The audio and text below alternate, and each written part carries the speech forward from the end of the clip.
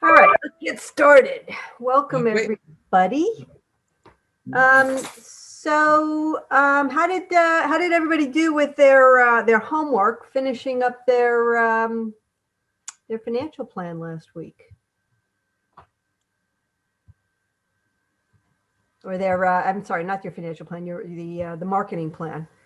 We're getting way ahead of ourselves if we're already working on the financial plan, right? We're just going to start that today. Did anybody take any attempts at it? Anybody do any writing about on their actual marketing plan? Any of the pieces we've been putting together over the last 2 sessions? No, it's hard, isn't it? Yeah. Anybody else working with their mentor on their stuff? I'm a late add to this group, and I have put my marketing plan together, and that is my next step, is to work on mentoring. Good. So have you applied to get a mentor yet? I went through all of the folks. I was on another one of these SCORE meetings, and I was trying to find one that was semi-local. And the issue I ran into was just geography. So I'm trying to find someone local to Doylestown. Well, yeah, we don't meet in person right now, so we're doing everything by Zoom. Right. So you can pick anybody in the country.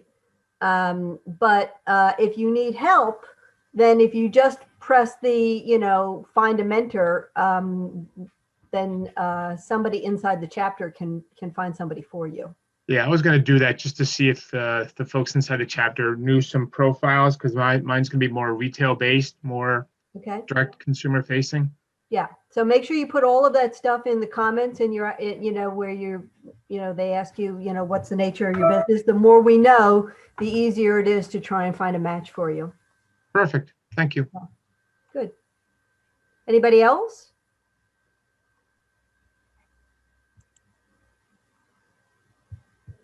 Anybody have any questions from last week, or anything else related to the whole setting up your business stuff? Anything on fire for you right now?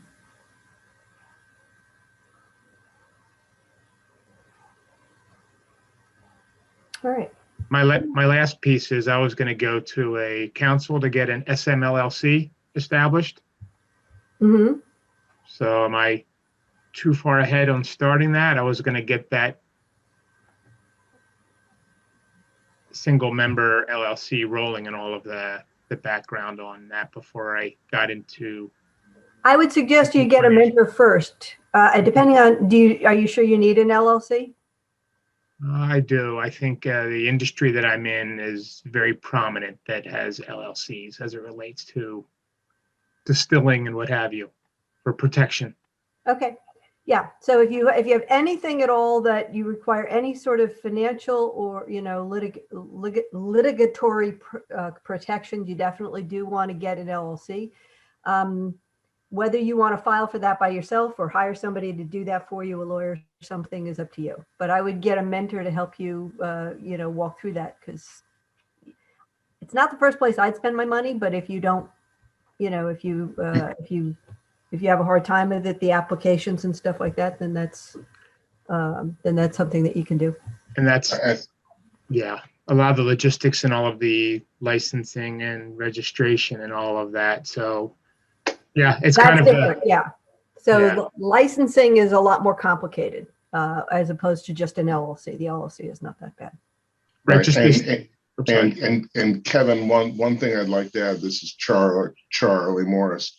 Once I retired a few years ago, I fell into a consulting gig, and I created an LLC. And if your needs are relatively simple, there are some fantastic online companies that do it. There's LegalZoom. The one that I used is something called InkFile, and they all do it online. They're pretty quick, and I think I paid $500. So. Yep, that's where I'm stuck right now. I'm looking at all of those options, and then most of the people I talk to say have a an attorney draft one, so I'll see. I'll call an attorney and see how much they charge me to draft one, and then at least if they do it wrong, I can make it their problem. Thank you. Good. Anybody else have any questions? All right, so let's dive in. Today, we're going to take a look at the financial aspects, the financial planning for your small business. This is really, really important. It's what we spend a great deal of time working with our clients at SCORE because it can feel really intimidating. There's lots and lots of different ways that we have to slice and dice our numbers. If you haven't done so already, I urge you to get a copy of the spreadsheet that's posted on our Slack channel that has all of the pages on it. And we're going to actually walk through some of that in our workshops today so that we can take a look at some of these things. So what we're going to be creating are going to be some plans that are going to help us to forecast, first of all, is this really going to be a viable business? So, the very first day I talked a little bit about that. I gave you a really, really simple, high level, quick and dirty form to say, is this at all have a possibility of making enough money to be worth your while? And so you want to think about this both in terms of the value of your own time investing. Are you going to make enough money for the time that you're spending to make this profitable, and also as an investment itself for your own money resources, because starting a business can be, depending on the nature of your business, can be quite expensive, and you may have to invest a lot of money. Is this really going to give you the return on investment for that cash that makes sense? And then it's also going to help you figure out how to build a budget. That we use fancier names in the financial terms. For any accountants that are on the line here that are cringing by if I'm going to use more colloquial expressions for some of these things. But what we're going to be creating are a baseline. So when you're starting out a business, what we're looking for is to create a baseline for our money, right? Which is what a budget is, right? So you have a family budget, and that's a baseline for your personal expenses. When I say baseline, what do I mean by that? Anybody know? That's your break-even point? Not quite. We have a different set of documents that we use for break even. So a baseline is like a yardstick. Okay, so it says, here's what I think I need to do incrementally, right? Now, if I was trying to measure how long, a table was, for example, I might pull out a tape measure. But if I didn't have little markings on it, I wouldn't know how long the table is actually going to be, right? So if I only wanted to know that this table is 5 feet long, I might only need one 5-foot mark and say, yes, it's 5 feet long. But if I wanted to know incrementally, well, where's the 1-foot mark and the 2-foot mark? Because I want to lay out some, some items on my table and use this for measurements, then I need to know what all those little increments are. So that's what a baseline does for us. A baseline gives us a chance to calculate how close am I getting to my original plan, okay? So the difference between those is called variance, so the plan versus actual. But if you don't have something to measure against, you really don't know if you're on track or not. Okay, so with your monthly budget, for example, at home, you might say, well, here's how much money I have coming in, and here's how much my various expenses are. So this is how much I have to pay for my, my mortgage or my rent, and here's how much I have to pay for my car insurance, and here's how much I have to pay for my groceries. And then I can figure out, do those expenses fall within the total amounts that I need for, and compare that to my total income. 1 second. Got a bunch of stuff on my screen in the way here. Okay. So the purpose of all of this is to give us a model to look at so that we can make decisions, right? These are all decision-making tools. Tools that don't help you make better decisions are called bureaucracy. They're a waste of your time. Okay. So what I want you to do is I want you to think about these tools in ways that are going to help you make better decisions. So what are some of the key decisions that you're concerned about right now that having a better understanding of some money issues related to your business could be helpful with?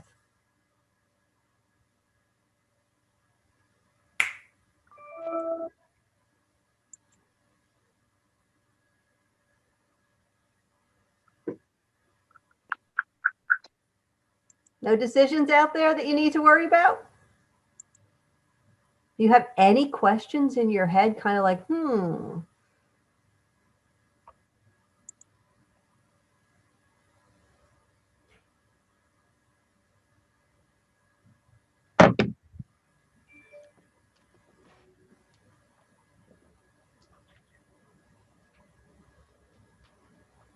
So you all have you have all the money questions answered already. You already know everything you need to know about the money of your business. How you Not gonna, exactly, but it goes back to your baseline, or I look at it as projection with my okay? profit loss. All right. So usually the first question we're going to ask is, how much money do I need to start my business? Right? So I'm going to, I think I've actually already covered all of this stuff. Right? And I realize, again, this thing may look like it's really going to give you a headache. A lot of times we actually start with smaller spreadsheets when we're working with our clients rather than this, great big monster of, many, many tabs. But this is going to be really important if you're looking for financing, which is one of the things we're going to talk about next week. Is anybody here thinking about getting a loan for their business?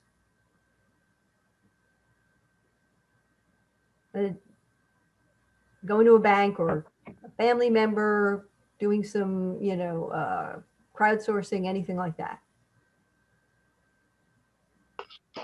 Kathleen, I'm sort of in a different bracket. I want to rent out space. That's what I'm looking for. Like, I do a lot of cooking. Mm-hmm. So I'm not quite there yet to have my own, Mm-hmm. but I'm growing from the kitchen part of aspect. So I'm looking to maybe venture out and try to find, with the direction we're going in, maybe rent out space from Okay. a bigger company. And that could be a big expense, right? If you're committed to, especially if you're committed to using this as an ongoing rent as opposed to, a one-off thing, right? I'm renting the firehouse kitchen for a day. But instead you're saying, I need to find a more continuous place. How much money do I need to make in order to pay that outlay of expense? How much money do I need up front to take on this job? Because I may have to pay my rent in advance as well as all the other stuff you need to buy, right? The ingredients and maybe you have to do containers, or if you're, if maybe you have to buy or rent I would say, servingware or something like that. Yeah, right, like food handling, the containers and all of that good stuff. Like exactly. So that's what a lot of these tools are for. Okay. Yes, thank you. All right. So we'll use Anne's nursery as an example, but I also, again, I want you to apply this and try to put your own company into this equation, because the more personal you make this, the more directly associated with your own real example you make this, the more real it becomes something you can tie it to something that's real to you and that you understand, the more sense this is going to make. Okay, so these are some of the worksheets that we're going to work on first. So the first one we're going to be talking about is startup funds. Then we're going to talk a little bit about one of the major expenses, or the major expense of almost every business, which is salaries and wages, including for yourself. And then we're going to talk about operating expenses, sales forecasts, and cash receipts and disbursements, also known as the P&L. Okay. So the first thing is, do I have enough money to start my business, right? How much money do I need? What are the specific categories that I'm going to need it for? And what other kinds of, initial investments do I need that are going to be sort of my ongoing expenses? So we tend to take all of our expenses and put them into two categories. Some are called direct expenses or variable expenses. These are part of what we call the cost of your goods sold. So in other words, the more business I do, the more of this I have to have. So if I'm in the business of selling t-shirts, if I want to sell more t-shirts, I have to buy more t-shirts or make more t-shirts so that I can sell them. So what are the costs of buying up the t-shirts or the materials to make those t-shirts, right? Or in the case of the case you're talking about, like if I'm going to do catering, then what are the costs of the food and the kitchen rental, or those kinds of expenses. Now the ongoing operating expenses are the things that are basically costing me money just to be in business, and whether I do business or I don't do business, I'm going to have to pay these bills. So these are going to be things like if I'm renting out a building of my own, or buying a building, there's going to be stuff like that. Insurance, ongoing legal fees if I have those, and some of these are one-off costs, like maybe your licensing costs. Maybe you only pay them annually, or sometimes they're just upfront costs.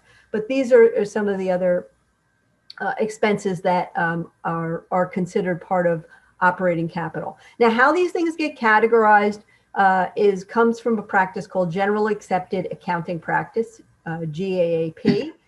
This is what accountants study when they, go to school and study this stuff. Okay. So the first thing I want you to work on is identifying the types of expenses that are applicable to you.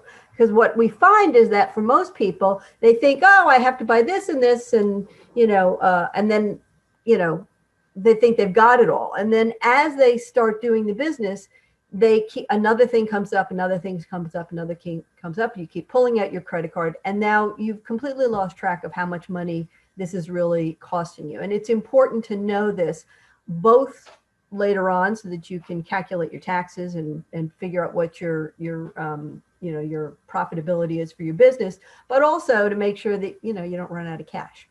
So what I want you to do now is go over to Slack.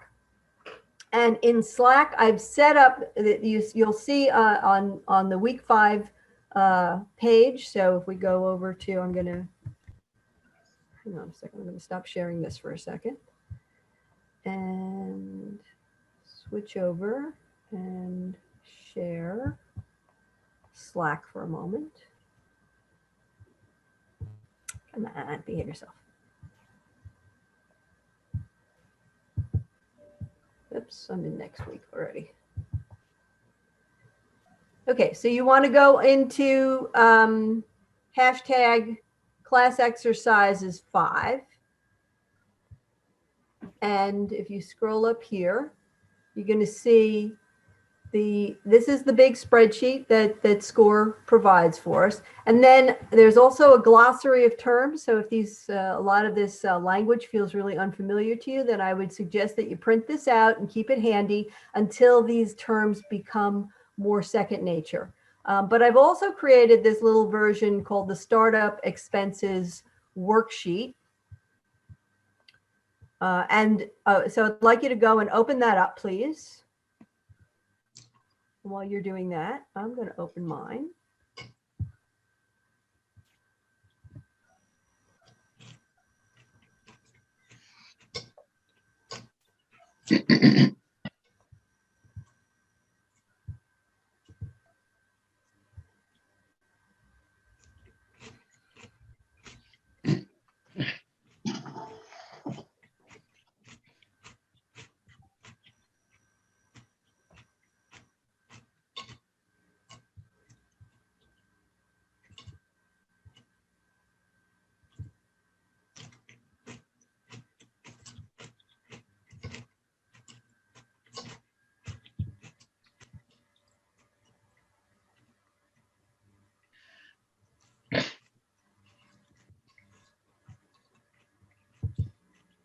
Okay, so this page, the first page, it says Startup Expenses Worksheet. That's the same as the first page, of the actual spreadsheet that's in the great big spreadsheet.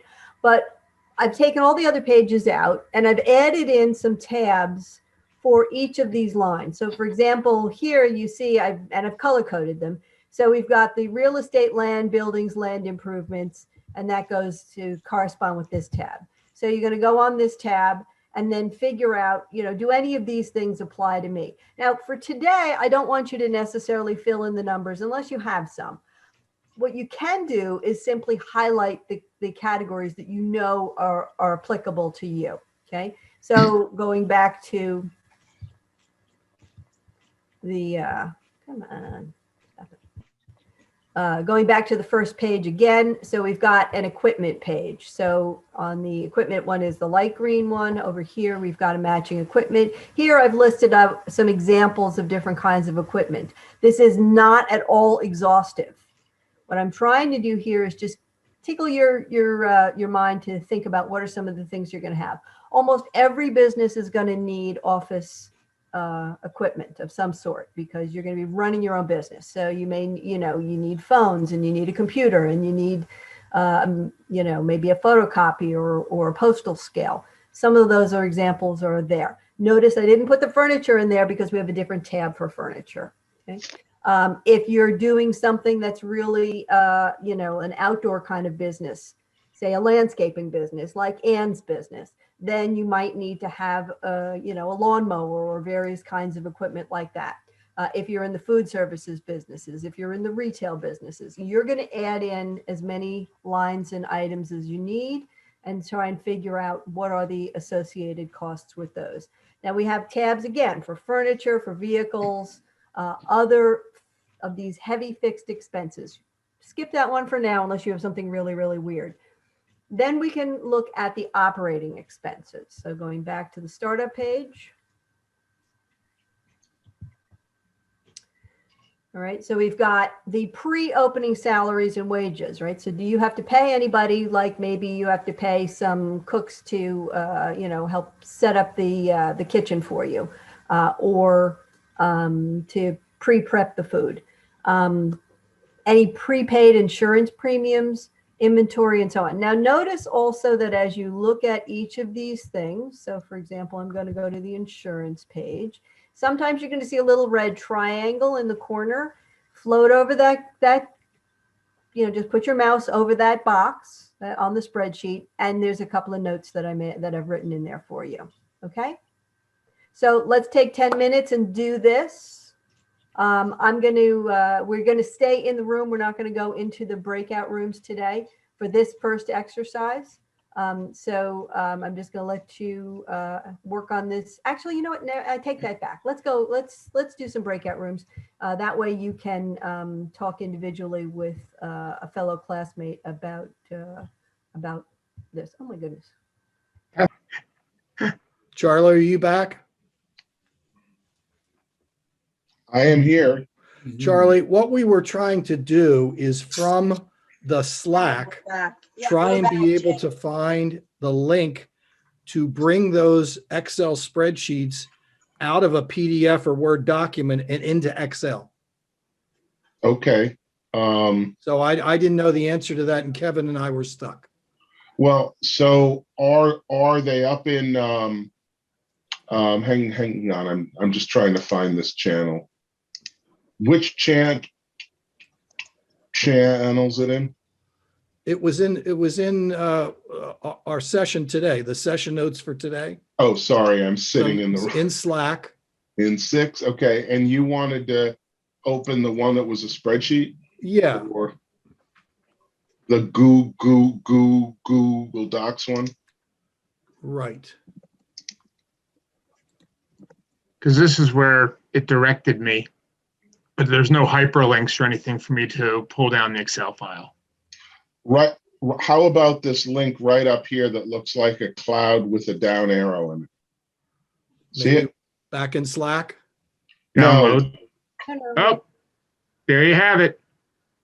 So I thought that was going to take me to it is taking me to a cloud. Okay, beautiful. Thank you. Where was that link? Behind the pictures? No, No, now that's I see right it. in the upper right I corner. see it. Our video was covering it. yes, that's what I had to keep Okay. moving stuff around. Then the stop share button goes up and down and sharing, and so it's Thank you, Charlie. You are welcome. That's one of those I could have had a V8 moments. got it. Yeah. Well, you ever seen the Dilbert cartoon where his mother takes him to the doctor and the doctor says, I'm sorry, Mrs. Dilbert, but your son has the knack with software? Favorite, one of my favorite. That's me. I have the knack, unfortunately. Is there a cure? No, he's going to No, be an there's engineer. not. I had to tell my mother to sit down before when I told her I was marrying an engineer. Oh, She no. went, oh God. Yes, of all my certifications, the very first one I got was in engineer abuse. Oh, that's funny. Yes. So Kathleen, will I all, maintain it by being married to an engineer. sorry, Kathleen, will all of the tabs, will they roll up to the master sheet, the first tab? Yes, yeah. So if you're looking at the big score spreadsheet, yes, it does. That one is protected so that you can't mess around with the, you know, I Formulas. mean, there's instructions on how to unprotect it on page 1 if you want to actually make changes to that sheet. But to sort of, you know, protect you from messing up your stuff, that sheet is protected. The sheet that I put up there, which is the, which is just, you know, various pieces of the different startup costs with some suggested ideas of different types of expenses, is not protected.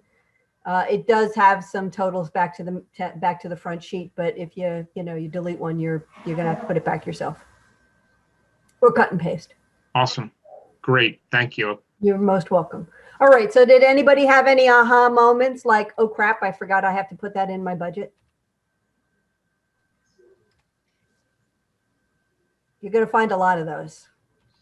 Or, oh God, I didn't, you know, why do I have to pay for that too? Now, why is it going to be really important for us to know what all these startup costs are?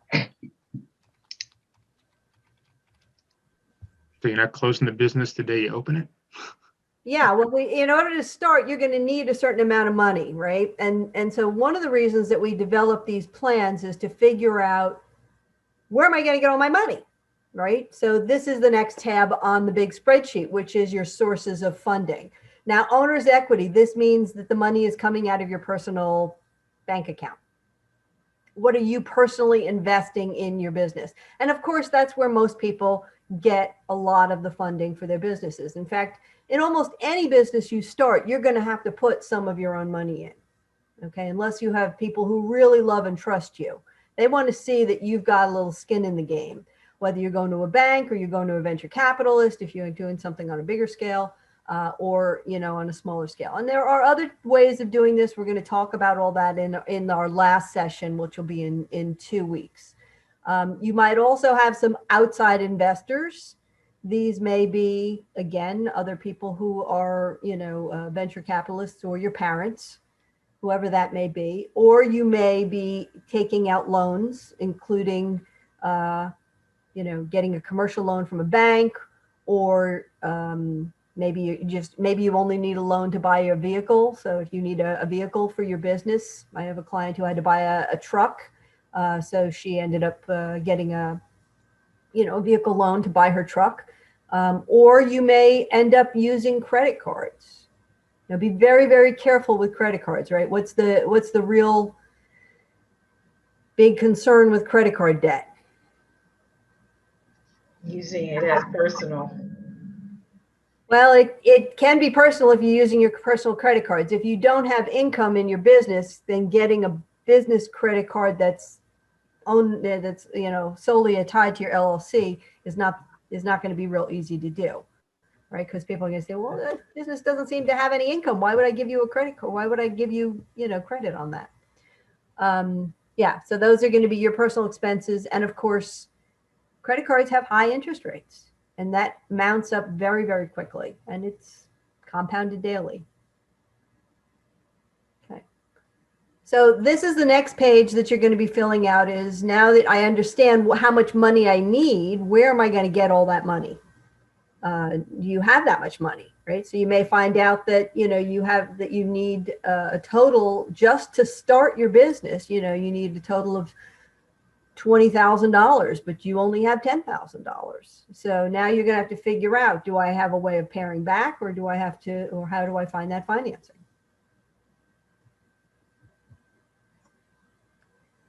All right. Now, the next piece we're going to think about is the biggest expense and one of the hardest to manage because it's constantly changing, right? There's a lot of moving pieces, which is figuring out how you're going to pay salaries and wages. Okay. Now remember that in addition to the material that, you know, we're going through in the slides, This stuff is also in your workbook. So if this is confusing, or the words that I'm saying don't all make sense to you, remember that you have another way of looking at it, because you've got the original workbook, which I haven't really referred to lately. But remember, the link is on the Slack page, as well as on the SCORE web pages, the SCORE national web page for this class. There's also another on-demand class that sort of follows along. It's got the same name as this class, Simple Steps for Starting Your Business, but it's just fully on demand. The finance piece is lesson 4 out of 5 in that series, and it's only about 15 or 20 minutes. It doesn't give you a lot of the examples, but it just, again, walks you through. And we learn things in layers, so don't be afraid to keep looking at different ways of looking at the same information over and over again until it starts to really sink in and become second nature to you. Okay. But the salaries and wages pieces. So the first one's going to be yourself, right? How much money are you going to be paying yourself? Do you have any full, part-time, or independent contractors that you are also going to need to pay to run your business? Okay. So we have to figure out how many of these people we're going to have, what's the average hourly rate that we're going to be paying them, and how many hours are we going to be paying them for. And then we can multiply those together to come up with an estimate. Okay. Now remember that in addition to just plain salaries for people, you're also going to have to pay taxes and benefits. Okay. So the bottom piece helps you to figure out what those taxes and benefits. Just as a rough estimate, you can assume that you're going to need 15 to 20% of their salary on top of that to cover their taxes and benefits. So that's the rule of thumb that's generally used for businesses. Okay. You are going to be responsible for paying half of their Social Security if you have employees, as well as for yourself, because you're self-employed. So you have to pay both halves of your Social Security. If you've been working for a company, that FICA payment that they take out of your check, that's only half. Okay, your employer is paying the other half. When you're self-employed, you have to pay both halves. And if you are the employer, you have to pay your employees half.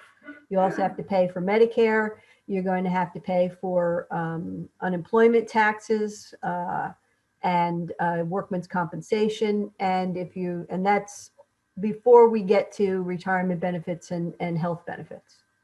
Okay. Questions about any of that?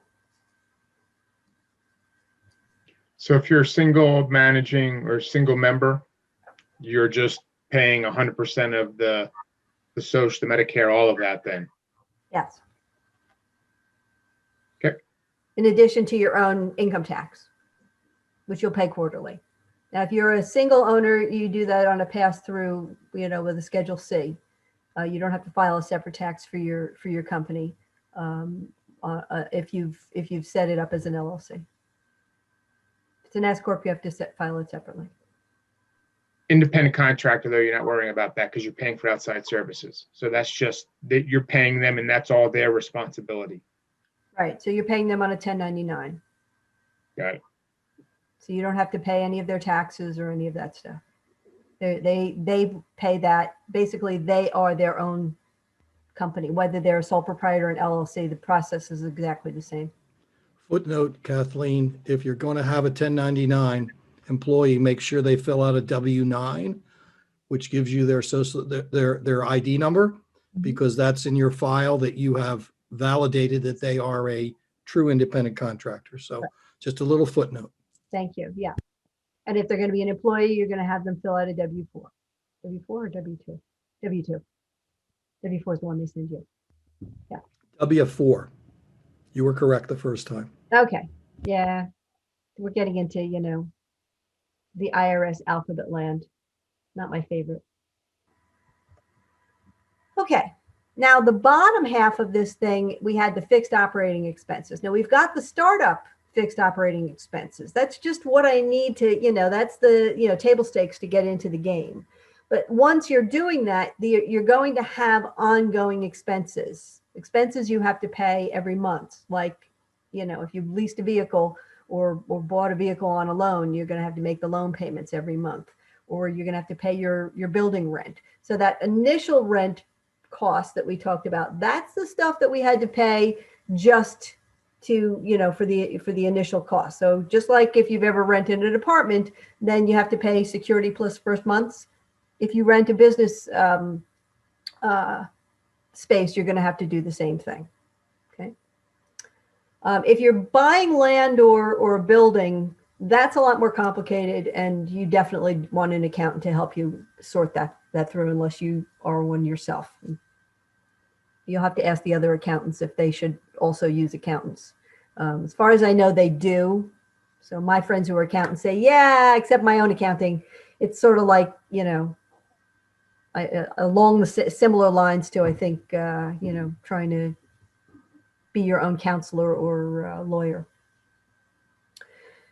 So what are going to be your ongoing utility bills? What are your ongoing travel bills? So we're going to estimate all of this stuff, just like you do for your home budget. What are these monthly expenses? And we're going to actually be charting them out month by month. So if you have expenses that are quarterly or annually or even one-off, but you pay it, you're not going to be paying it for another few months, you can actually put it in the column for that particular month. And because we can start out with sort of a broad one, but then we can start breaking it down month by month. Okay. Now, the other thing that we're going to need to figure out is how much money are we going to get in? All we've talked about so far is all the money we're going to lay out, but we also need to figure out how much money we're going to get in. So all of that work that we just did for the last few weeks on the marketing plans, all of that stuff is going to help us to now take all of those categories and types of business that we were talking about and start applying numbers to it to figure out what is it that we expect.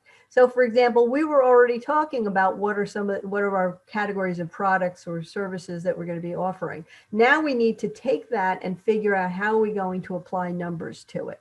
So for example, in Ann's business, she was talking about selling, wholesale nursery products to local retailers, who are going to sell the plants themselves. And then she was also talking about her online business, but she can start taking her categories. So for example, these are my tree business and these are my annual flower businesses, and putting these categories in so that she can start projecting how much stuff she thinks she's actually going to sell in each of these categories. Now, the way you're going to do this is going to vary dramatically depending on the nature of your business. If you are selling yourself, as in you're a service business, then you have to figure out how many hours can I actually do this work? Now, it's tempting to say, well, I'm going to do 40, 50 hours of billable work a week, except you're also running a business. And so there's a lot of other, back office kind of work that you need to do. So you need to figure out what is a reasonable amount of hours that you're going to be able to really devote to your business. Okay. And there can be combinations. Some people do a little of both in their work. They do products and services. For example, if you do plumbing or HVAC work, you are selling both your services that you go into the customer's house, but also all of the actual water heaters or pipes or what have you that you're charging for. Now, what's going to be useful for you is to figure out what does 1 unit of sale typically mean for you, so that you can do some of these forecasts and estimating. Now, remember, these are estimates and they're forecasts. They're not going to be perfect, but you want something that's a reasonable thing for you to use as a basis of estimate. So for example, what is one package of work typically going to look like for you? So for instance, if your job is going to be to, repair people's phones, then you can say, a typical job is going to be 2 hours and I'm going to charge $50 an hour. Okay. So that would be 1 unit. And then what we're going to figure out is how many of these units of work do I need to produce? How much do I need to actually sell in order to make the numbers that I need to make my business profitable? So let me stop here and ask if there's any questions, comments, or emotional outbursts.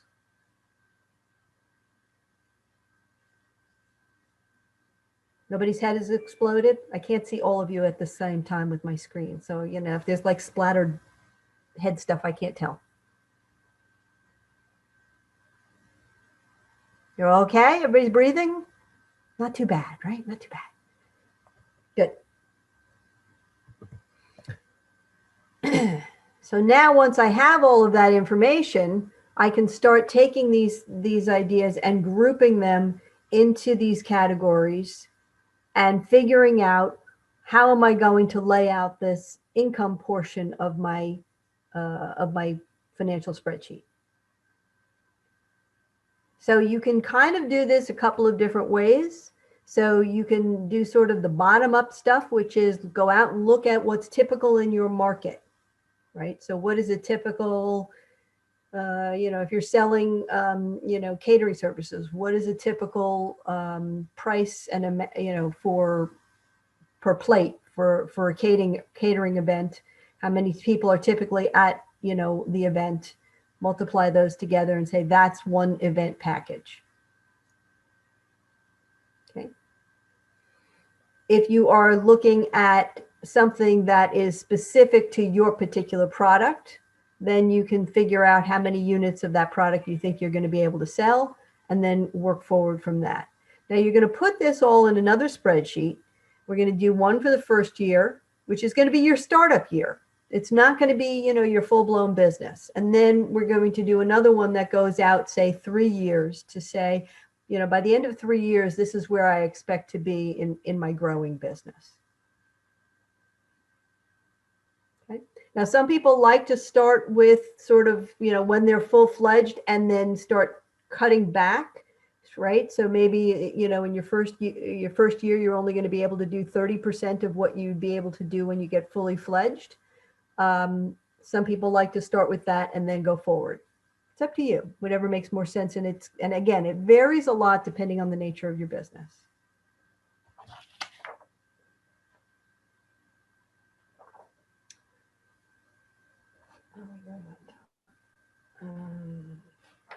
Okay. Now, the next thing we're going to be talking about is the gross profit margin. So the gross profit margin, in order to do that, we need to figure out what is the gross profit. And the gross profit is going to be how much money your income is minus your direct costs, which are those costs that are directly related to the actual units of business. So again, if I'm selling t-shirts and I made $10,000 selling the t-shirts, but the t-shirts that I sold cost me $5,000, then I would say $10,000 minus the $5,000 in my direct costs means that I have $5,000 of gross profit. Okay. And so if I look at that as a ratio, then I'm going to have a 50% gross profit margin. Now, I haven't subtracted out all my operating expenses yet. So that's going to give me my final profit margin. But first, we just want to know the gross profit margin. Now, there are some industry standards for this. Okay. So depending on the nature of your business, there are certain things you can say, yeah, this is about what you should expect from your gross profit margin. Now, there's a group called the Risk Management Association, and they post these big lists of that, but it costs money. Now, you can, if you have a local library, you can find out if they have an account with them, and then you can use their machine and look up that number there. But I've also posted another link that's not as probably quite as big as the full RMA link, but is an extract of that information. Now, you may also find this from other industry information if you know what the standard is for your industry. But I posted this link again on Slack. It's on the hashtag resources channel, and it's the very last link. And so I want you to go there now and see if you can find your industry and find out what is your gross profit margin for your business. Okay. So I'm just going to give you 5 minutes to go look it up. I'll be here if you have any questions. along with all my mentor friends. But you don't need a partner to in the breakout room to do this. So I'm just going to let you look it up. Okay. Come back and tell me what your gross profit margin. When you find it, you can type it into your chat and then again, put in your industry name.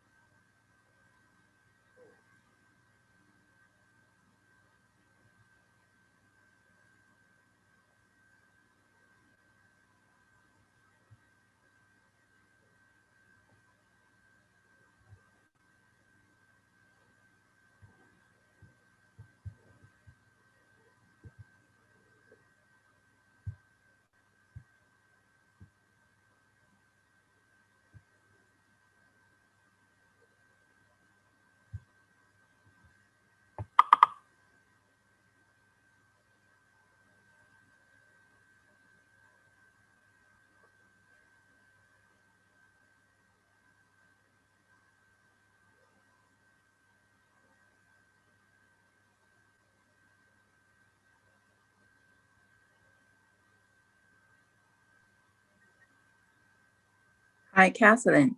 This is Jean. I have a question. Sure. I have this commission-only business. I don't really have cost of goods sold. I only have expenses like marketing, networking expense, office expense. Should I just skip this exercise? Yeah, a lot of times when you do consulting businesses or things where you don't have any actual cost of goods sold, it's 100%. It feels like 100% profit margin, but of course, when you start taking your operating costs out, you're going to find that that's what the differentiation is. Okay. Also, I have another pretty much like personal question for the CE. Is that called CE? The estimate tax, you need to do it quarterly. If I don't do it, there's a penalty, right? I didn't find any particular. Can you direct me to the right direction to find more information about it? Yeah.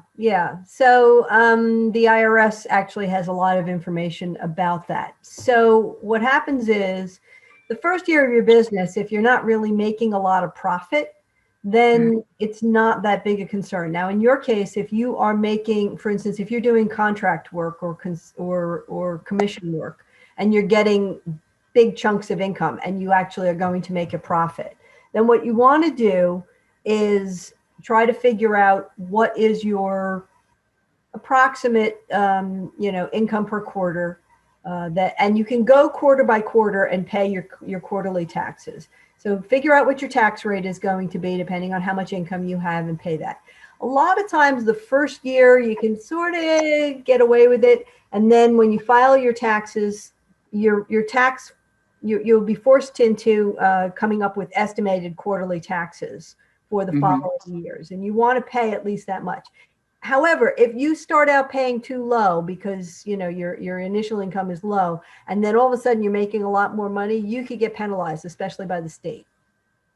Oh, okay. Okay, so But I cannot go back and pay the 2020, but I can do 2021 estimate per well, you're going quarter. to pay 2020 when you pay your taxes for this year. So you're going to have to pay them next month. Okay. Even if you get an extension, you have to pay the taxes. So you have to pay them something. Yes, I know, but make a it's good just, guess. I don't know what to do. You won't get away with it. I know. Yeah, especially not from Pennsylvania. They're Okay. very, very unforgiving. Like if you mess up with your quarterly taxes, you get little bills from them. And then they're going to want to make sure you're within a percentage of your quarterly taxes. So if you end up, you think, okay, I'm going to make $20,000 a quarter, and you end up making $50,000 a quarter, pay more taxes. Okay. Unless the next quarter you're making. For the next quarter, you pay more. You elect to pay more. Got it. Unless the next quarter you're playing zero, and then it's going to come out, even.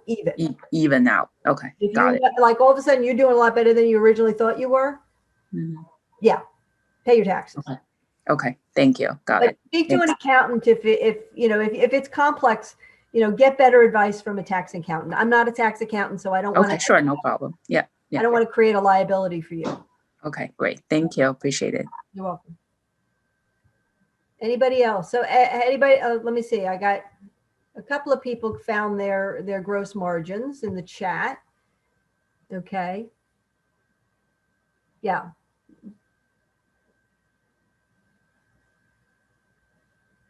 Profit margin 400%, huh? All right. Questions about this? And anybody? Why would this information be useful to you to know what your gross profit margin is for your industry? You got to make sure you're pulling at least that.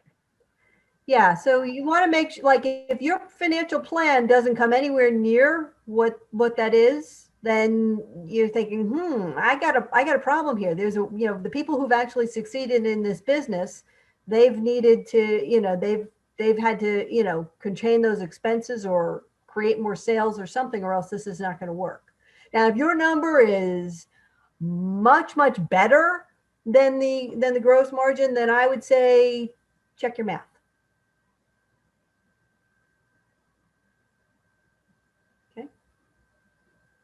Any other questions about this?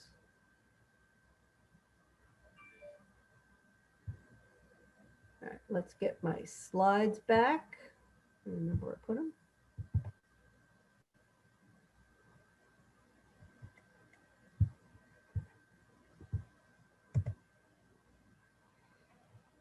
Okay, so we kind of went through this already. Now what we're going to be able to do is the projected sales forecast, right?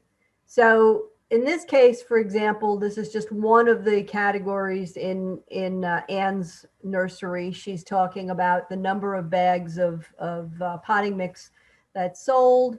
How many does she expect to sell? What is the total cost of goods sold? And I'm just going to move you guys over here so I can see the whole screen.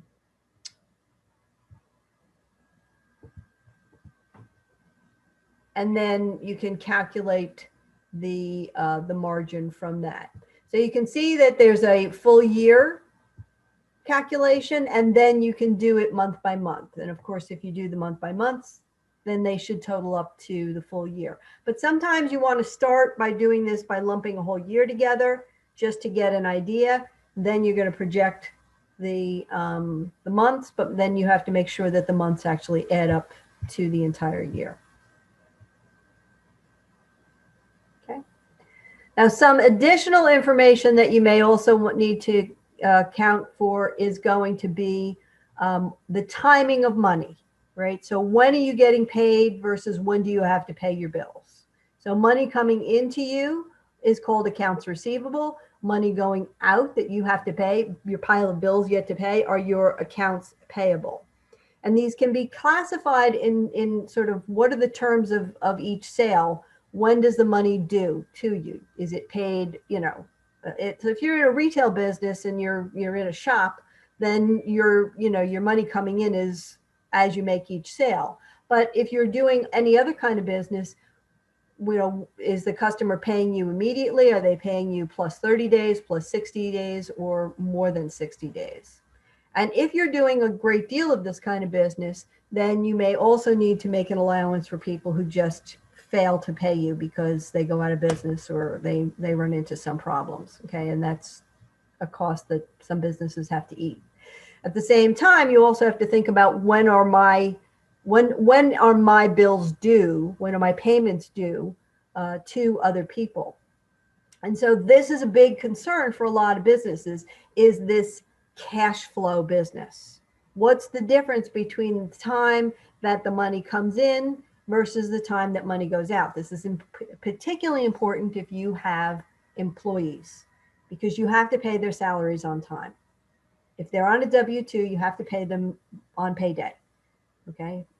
If they're on a 1099, you have the same agreements where you come up with the net 30, net 60 of when you're actually going to pay them. All right. So for example, I have a client who is doing a, home health care business. And so she has to pay her, her aides who are going out and visiting all the clients, every week. They have their salaries, but not all of the payments that she gets, especially ones that are coming from Medicaid or insurance companies, are going to come in time. So therefore, she has to have a block of cash that's available to kind of make up that difference. Okay, that she can float the differences between the money she has to dispense versus when she actually gets paid. Okay.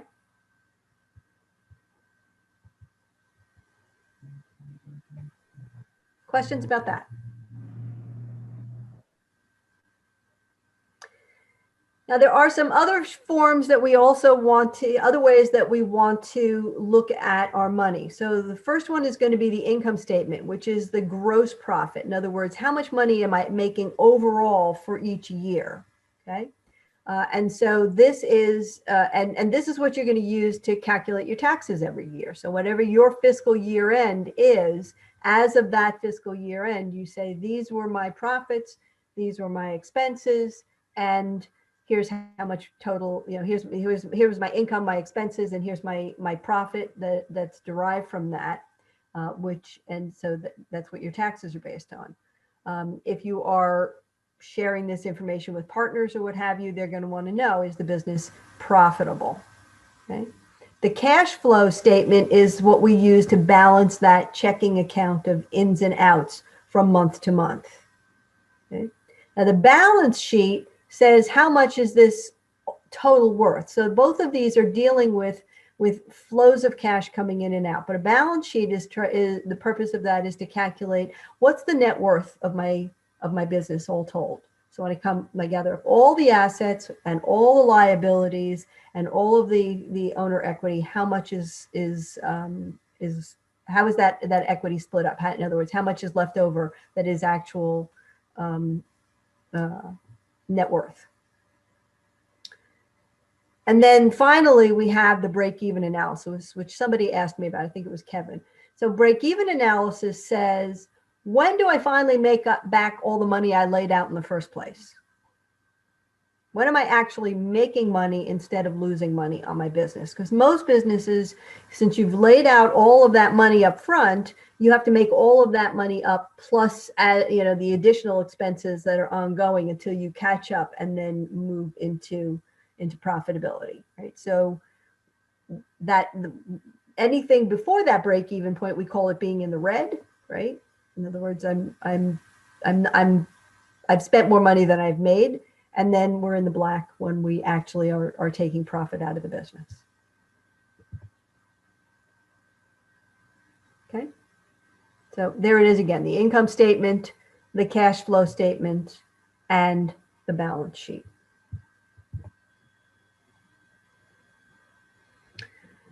So this is an example of an income statement month by month. You can do them both month by month or, for the whole year. And so here we see for Ann's business that she has her plant mix, and her projected sales for the first 3 months is going to be $10,000 in plant mix a month. Okay. And so her total revenue is $10,000 per month. Her costs of goods sold are month by month are $5,500. And so we see down at the bottom, we have the gross margin, right? So how much profit is she making in each of those months? And then the payroll. There's more to this sheet that continues on. It doesn't all fit on this this PowerPoint slide, but if you want to see the whole thing, in addition to the form, the blank spreadsheet, there's also the filled in version of Ann's nursery. It's in the Ann's nursery example hashtag on Slack. So if you want to say, well, what does this look like in real life? So I can just play with these numbers and sort of understand how they flow. A lot of times an example is really helpful. So there's one provided for you for Ann's nursery as well.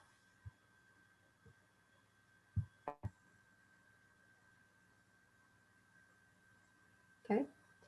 So for the cash flow projections, we have up at the top, we have the income, and then on the bottom, we have where the outflows or the expenses are. In other words, where are the places where I have to pay out? So you see cost of goods sold, that's the number that we saw before that we were comparing to the total income. So this is actual income and then the actual operating expenses, right? So those are the fixed costs. So how much is actually left over? And then it'll be down below. Again, part of this sheet is cut off. Sorry, that's the way they kind of laid out this slide.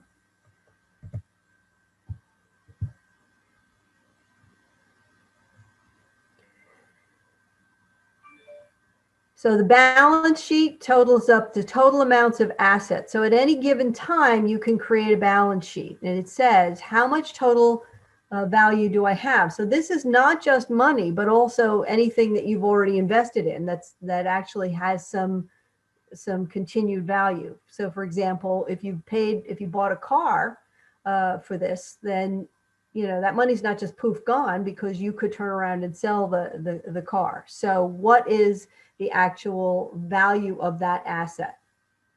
And those you see those fall down into the fixed assets category as opposed to the current assets, which are the ones that are constantly fluctuating, i.e. your bank accounts. Okay, so now we have we can total up how much are the total assets. If I were to liquidate my business and sell all of the things that I've bought that still have value, land, equipment, furniture, vehicles, and so on, what would be the liquidation value, right? How much would be less? Now, there are some other expenses that we're also going to need to account for, such as depreciation, right? So some things that have a long life cycle, but it will eventually become worthless, like a car. We depreciate over time. Right? Land doesn't depreciate because land is land and it stays at the same value. But buildings and equipment and other things like that are depreciated over time. They used to depreciate computers, but these days we turn them over so fast that they're just considered expenses, unless you're buying, a mainframe.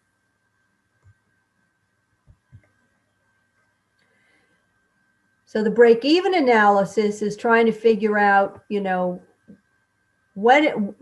how much am I going to need to earn in order to make up for all of the expenses that have already laid out.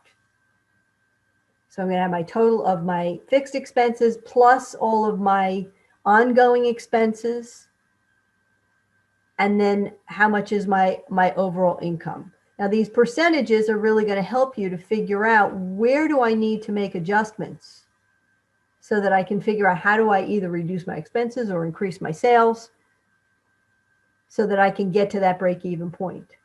This is also going to be useful for you to know how long is it going to take, because you're going to need to have enough money to sustain your business until you reach that break-even point. Hopefully your business will do better than you thought and it'll come sooner. But you know, you want to think about this pessimistically for planning, and you know, just so that you have that extra cushion and you don't get caught short.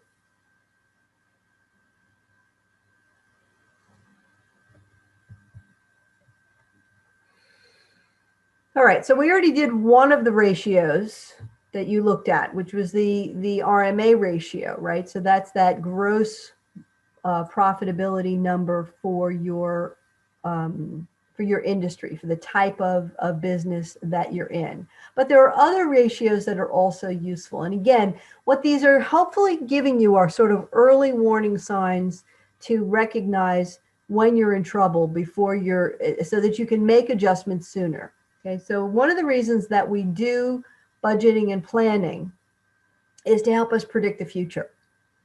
I mean, tracking the past is very useful for paying your taxes, but it's not, unless it's helping you figure out what's going to happen in the future, it's not necessarily going to help you make better decisions.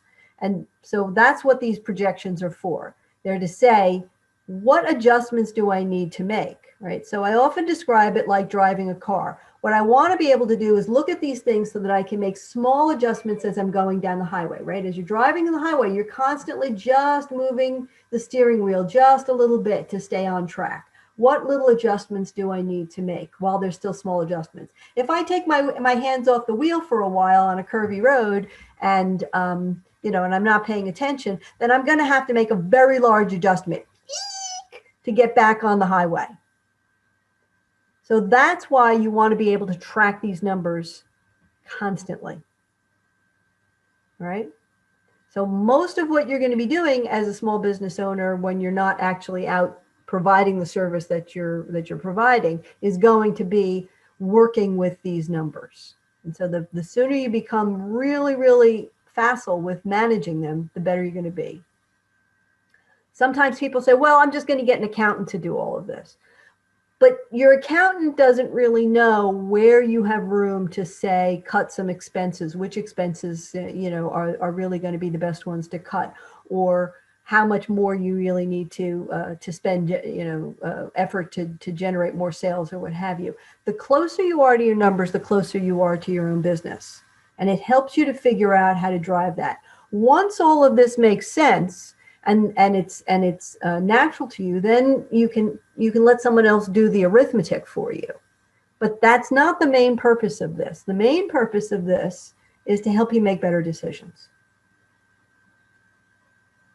Questions about that? Plus, I think it's a good thing to know where your money is coming in from, to know more about your money. I wouldn't want to trust an accountant to do all of this for me. Right. So imagine, you know, if you just handed over all of your bills and your paycheck stubs and everything, and let someone else look at your checkbook, and you just never had any idea if you had enough money coming in to cover the bills going out, right? Whereas if I'm watching it, then I can say, you know what, I need to cut back on my Starbucks budget a little bit here because my insurance price, you know, or the gas rates went up and I have to pay more for gasoline for my car. That's what I mean by making these small adjustments.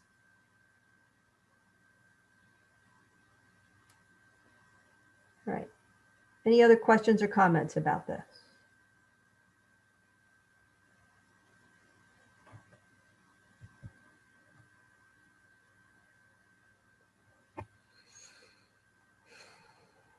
I have a question. Sure. Do you suggest us to review this on quarterly basis? Well, there are things that you may need to review weekly. Oh, But wow. in terms of your overall profitability, most of the time you want to look at it at least once a quarter, if not once a month.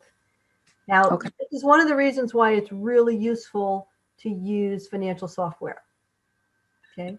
Because the reports and all of this stuff are already programmed in there. You don't have to figure out how to develop a spreadsheet to do all of this stuff and transfer stuff from one to the other and make mistakes. Plus, the software kind of says to you, hey, this is this kind of number to some degrees.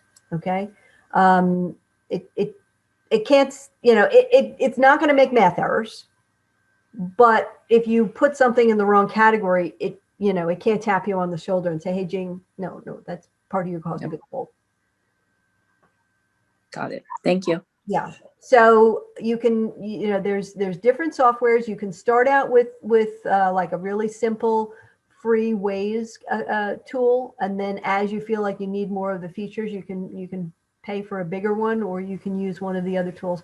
But the more you spend getting close to your numbers, the more sense these things make, the more powerful these become as decision support tools.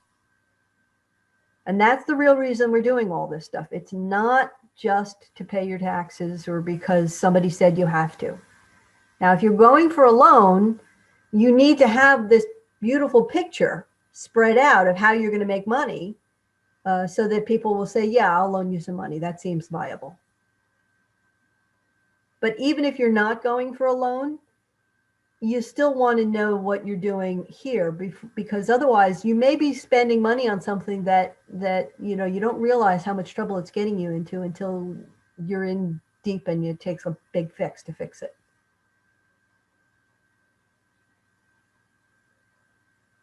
Yeah.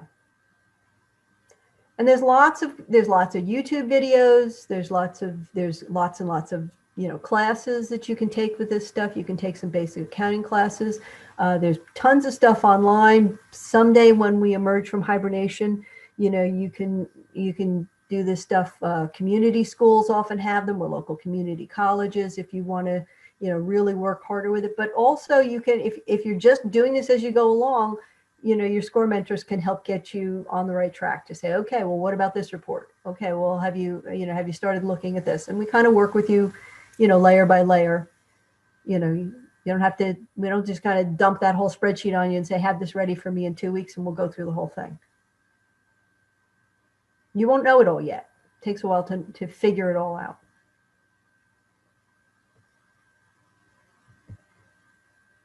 All right. 5 lessons down, 1 lesson to go. Okay, so I will go back over anything else related to the finances or anything else that you have questions on in our last session, but we're also going to talk about how to get funding and do some wrap up. Will this PowerPoint be on the score page?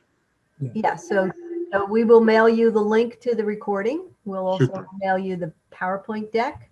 It's also all going to be on the Slack page, as well as all of those tools and stuff out there. So, and I really, really encourage you to use the Slack page to chat with each other. You're all kind of in the same boat. Talk to people. It really helps. Well, thank you very much, Kathleen. Hello, I wizard. think everything's looking good. And we have our last session coming up on March 22nd. And so hopefully we'll see all of you then. And as Kathleen said, everything has been recorded and will be up on our score page as quickly as we can put it there. So thank you again for participating, and we hope to see you on the 22nd. Thank you, Kathleen. Thank you. Thank you so Thank much. you. Good day. Thank you. You can post questions on Slack if you have them. Great. Thank you. You're welcome.